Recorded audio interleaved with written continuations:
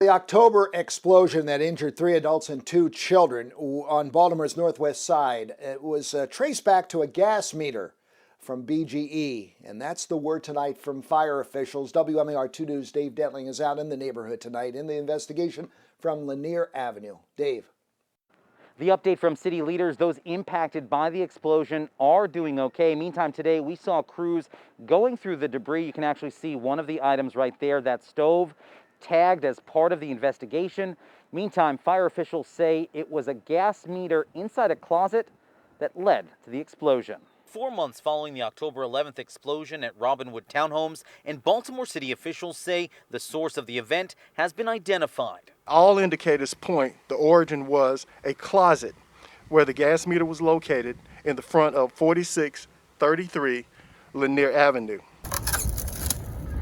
During the city press conference, nearby crews were on site tagging and collecting evidence, from pipes to a hot water heater right down to a stove. Fire officials were asked if the explosion that damaged 7 homes was in fact caused by a gas malfunction, and if residents had been smelling gas or complained about it. We were not able to gather all the data off that gas meter to come conclusive on that one. We went back and evaluated the calls on that day. We had no calls on that day pertaining to gas.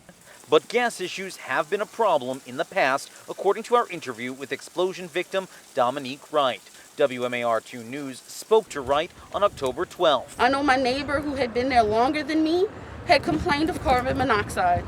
And I had a carbon monoxide leak a couple weeks ago to a month ago. And firefighters had to come out, and all I got done was my stove was replaced. BGE says its investigation is still ongoing.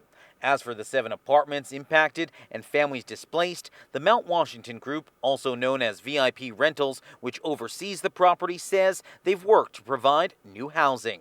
As far as the company knows, we have moved them into different locations, and they are feeling great now. They are in normal homes, far away from all the trouble. And we asked the rental company, once this investigation is complete, what the plans are for these buildings. It appears they will be demolished. In Northwest Baltimore, Dave Detling, WMAR 2 News.